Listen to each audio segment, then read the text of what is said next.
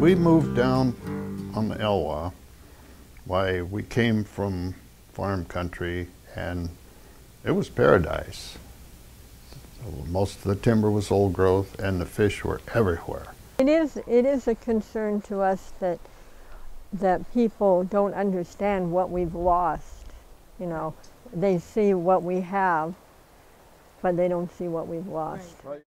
The Strait of Juan de Fuca stretches 95 miles from Tatoosh Head west of Nia Bay to Port Townsend's Admiralty Inlet. The strait, which is upwards of 18 miles across, serves as the gateway between the Pacific Ocean and the Puget Sound. The Olympic Peninsula gave rise to some of the most productive forests in America, while the lush river corridors and estuaries produced one of the world's greatest fisheries. But life along the strait has changed over the course of just one generation. The reasons for the change are widely debated. But now, let's listen to the voices of the people who grew up and worked along the strait, people who couldn't have survived without its abundant wildlife. Let's hear their thoughts on what has changed and how we might recover what's been lost. It was a great country and it was a great time to grow up as far as being free and what you could and couldn't do. Imagine an area like the Freshwater Bay on a Saturday morning having over 100 kicker boats working from there to Tongue Point. That was not unusual at all, and I've seen as high as 250 on a big holiday. The resort thing was going. I had 3 charter boats there. I mean, there was no trouble getting elk or deer or bear or anything else. And of course, CQ was probably the premium salmon fishing spot at that time. I mean, it was just in the summertime, you were lucky to park within 2 miles of CQ. We enjoyed the life here tremendously. I was born next at a house that was next to the beach, and we grew up literally with the beach as our playground and the forest as our playground also. We weren't afraid to go anywhere. But of course it was a gathering time too. You know, we would gather mussels, gooseneck barnacles, and also we went clamming. All those creatures that he would identify, what were they now that you... They were the seafood that we would eat. Mm-hmm. The chitons, or we called them China slippers. The sloop was octopus, and they'd show us where the octopus lived. My husband loved going after octopus. I loved eating it too. And sea eggs, or urchins, we called them sea eggs. And they were a real, we just loved all of that food. We could eat the sea urchins right away. Some ladies would eat the chitons raw. I never did, I liked them cooked. And our favorite actually was the gooseneck barnacles. In Port Townsend was very poor. People were struggling in the sense of just getting enough money and resources for food and shelter. The first several years after we were married, I had 4 little kids, all under 4. And so I was pretty busy here at home. And so Dick took care of bringing the fish home and the deer home and stuff that was important for us. The mill was done a lot, so we needed those things actually to eat. So that was a pretty important food. Yes, it was. It was important for him to fish. And he loved it, and that was fine, but it was needed. The fish were needed, and also the deer and the elk were needed. One of the things that my mother would do, she'd give me a dime and go down to the wharf in Port Townsend. There'd be a fishing boat tied up, and you just tell the guy, yell at the boat, and somebody would come out and say, "I got a dime, what do you got for fish?" We'd get 15, 20 pounds of salmon and throw the dime down. River was semi-wild yet. Then it was still, there was still spawning grounds, silt gravel, everything. It was teeming with fish. literally there was no, didn't look like there was the end to it. Our grandfather, the one who built this home, always got his fish from the lower Elwha, from the Clallam, from a Mr. Sampson. So he bought the fish And from he would trade potatoes that he grew on his, because he had an 80-acre field, and he raised oats and potatoes and other produce. But he would trade Mr. Sampson, and Mr. Sampson would bring the fish to grandfather. Then he would take those fish and he would salt them. Yeah. He also, they didn't waste the fish. They made what they called fish sluda, which is fish head soup.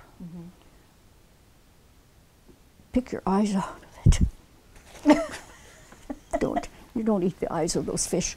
But it was very good because the cheeks, the salmon cheeks make good. Make it good. And it was with potatoes and milk. For us kids that had to put gas in a car, we dug clams at night during the school year. And we'd go down to the beach and dig the tide, and whether it started at 10 o'clock at night or 2 in the morning, we were down there. And we'd make, anywhere from $40, $50, $60 a week doing that. And so that's how we put gas in our old junk cars, or even bought our old junk cars.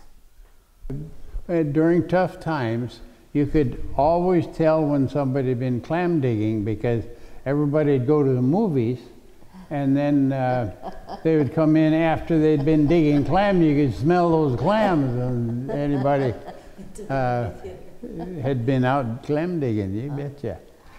There were fish up and over the 100-pound bracket. In fact, the fisheries department probably won't own up to it today, but they had one in a freezer that was over 106 pounds until the point it was all dried up, basically. Whatever. Never caught. First year I was out there, caught a 50-pounder in the river. Caught a 50-pounder in the Clallam River? In the Hoko River. Hoko. That was actually the biggest salmon I ever caught in Siku, and I fished there for 30 years. And there was also a very large herring fisheries in Discovery Bay during the 20s and the 30s. My grandfather was the last traditional chief of the S'Klallams. He passed away in 1959. But as a child, I spent a great deal of my time in Jamestown with my grandparents. Spent a lot of time in the water as well as on the water. Learned how to crab at a pretty young age. I was helping my cousins pull their traps, and they're not the kind of traps that you have today. The traps that they had were made out of cedar strips and chicken wire, and very heavy to pull. But they had their extra income coming in there by selling the crabs on the weekends and up at Doopy's as well. But we would come up the coast here with a midwater trawl, again work that had been developed at Oregon State for scientific nets and then transferred into the fisheries. With a midwater trawl, towing it at a given depth, targeting groups of fish by species. You could fingerprint them with acoustics, you could know what the group was. And turn around and come back down and adjust the net depth and width and height and scoop up the fish. And in those days the question was, who would catch the last fish? And would you be out there chasing it down with one of these boats? Which was not very efficient, obviously. We weren't going after one fish, but at least it was conceptually possible to go out and target a given fish and chase him down with a net. We didn't think of things at that time. The idea was, it was very much the old manifest destiny thing, because it was possible and we should do it. And people didn't think about limitations on the fisheries. Mm-hmm. My main concerns were that the limits were too high. Had to spend a lot of time on the water. The bottom fish limits out there originally were practically unlimited, 15 per person. If you had 6 people on your boat, you had to catch a couple hundred fish before you could go home, and that was it was really unreasonable. That was more fish than anybody could use and really needed. I think it would have been horrifying to our father to clear cut. And I don't think the answer to logging today is clear cutting. Pulp mill.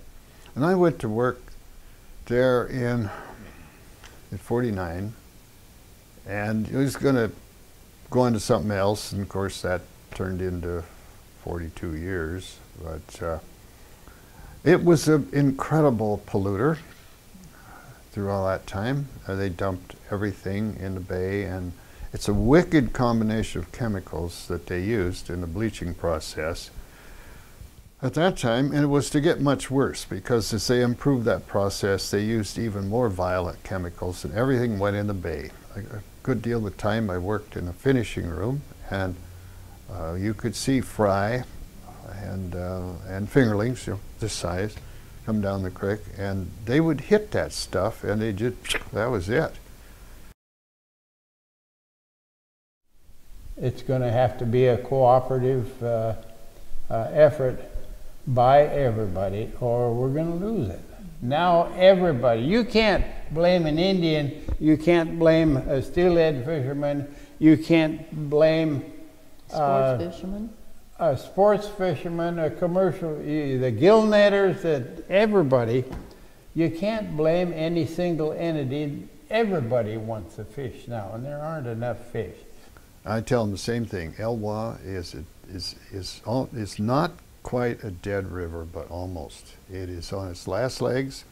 It has virtually no wild stocks left. It has no spawning gravel, and they're on their absolute last legs, and they are irreplaceable. It won't turn it back. It won't turn it back if we take the dams, like even when I was a kid. And it bloody well won't go back to what it was, what I read about back in the late 19th century. But it will be ever so much better than it is. And I've had a lot of experience in restoration work, and we found out that, you know, you leave wild stocks alone. It's amazing, if there's just a few of them left, what they can do. So I have great hopes for Elwha. I do. If we do a better job of the shoreline management and restrict some of that erosion that goes on because people want to have grass lawns and for some reason want to cut down all the trees along the waterfront, which means those unstable clay layers end up on the beaches, we may be able to get back to the point where those clay beaches will go away and we'll end up with a harder pan, which gives you more biodiversity. You get more niches in the environment to restore animals that will survive in them. They may not necessarily be the specter of animals that were there 200 years ago. And we have pretty good information of what was here 200 years ago. Stop the fishing totally. Everywhere. I don't know what you Then when there get to be too many fish, they can open it up again. You know, I mean, face it. And a couple of years ago, I was off of the old village, which we call Jamestown, and I was crabbing. It was a beautiful day. It was nice and warm, and it was just nice to be on the water, and it was peaceful, and of course the seagulls are flying around, and they're picking up this bait.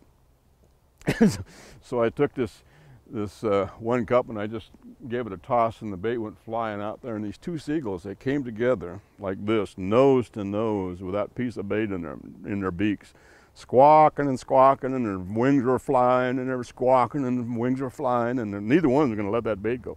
And I said, okay, I've got the resolution for this problem. So I took that bait and I threw it out there, and it landed right there between them, and they were still. They were squawking and everything, and I looked at that, you know, and I said, you know, that's what human beings do. They get into an argument, and they're nose to nose. They never see that right close to them is the resolution for that problem. If they just back off and think about it, you know. But we're always like this, and I think it has to do with what you were talking about, the fisheries. There are solutions, and they are attainable, but you got to give. You can't take it all the time. There's a time that you have to give to make it work. But the solution was there, they just didn't want to see it.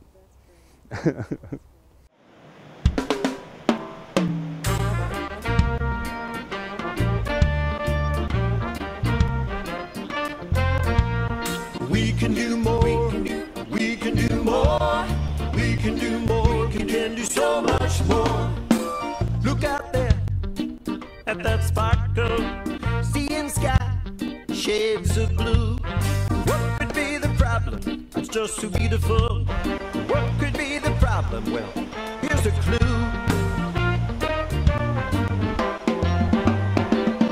I remember fishing with my dad. No electronics or other fad. Now there's no place left for salmon to go. The creeks are paved, there's no more flows. They're almost gone, almost gone, almost gone. They're almost gone. We can do more, we can do more, we can do more, we can do so much more. I remember.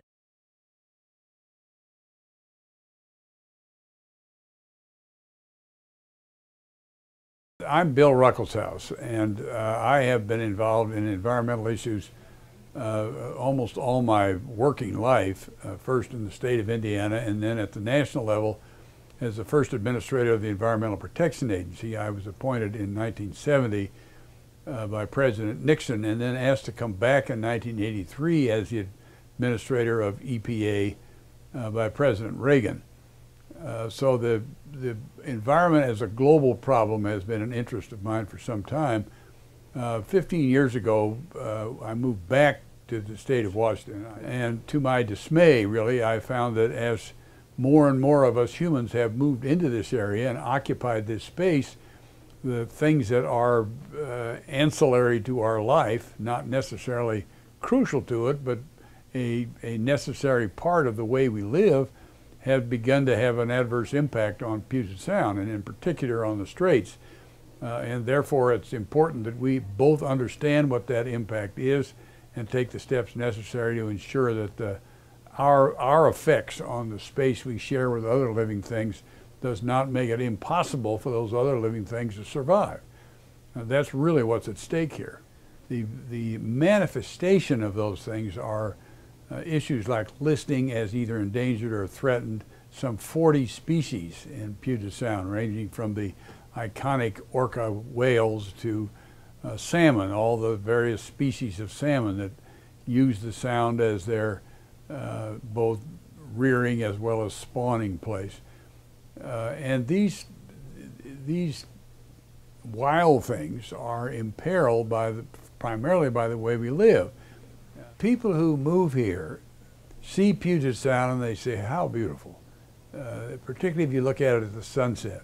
And particularly if you're looking at it outside the window of a restaurant and there is a beautiful sailboat going by with the sun glistening off its sails and the water sparkling, you say, well, what's possibly wrong with Puget Sound? How could anybody be concerned about this? And what you don't see is what's under the surface. And under the surface is being impacted by what we're discharging from various sources, point sources and non-point sources, runoff into Puget Sound that's causing a stress on the living things there. Puget Sound, starting with the Straits, really starting up into the Straits of Georgia, which go up quite a ways into Canada, is like a great big bathtub. It just washes back and forth. People think, well, it drains every time the tide changes. It doesn't. There are strong currents in the Sound, but those currents are sometimes intermingling with one another, and so a lot of the stuff that we put into Puget Sound stays there. Seeing a video like this can be very helpful in understanding the nature of the problem. It's hard on one video to say all the things you might do as an individual to ensure you weren't having an adverse effect, or you were doing your part to ensure that the health remains safe. There are any number of things the individual can do, ranging from getting actively engaged, which is the best thing, through a watershed group or some not-for-profit effort in your area that will educate you on what the nature of the problems are with the Sound and what you must do individually, and help others to understand they must do to not adversely affect it. But at the very least, you need to become sufficiently understanding of the nature of the problems there and minimize the effects of your daily life on exacerbating those problems. So one thing you can do is a very practical thing is look at the Puget Sound Partnership website, which has a list of things you as an individual can do to ensure that you're not having as big an effect as you might if you didn't pay attention to what you're doing to the sound. And that website number is PSP, I don't know, it's the Puget Sound Partnership website.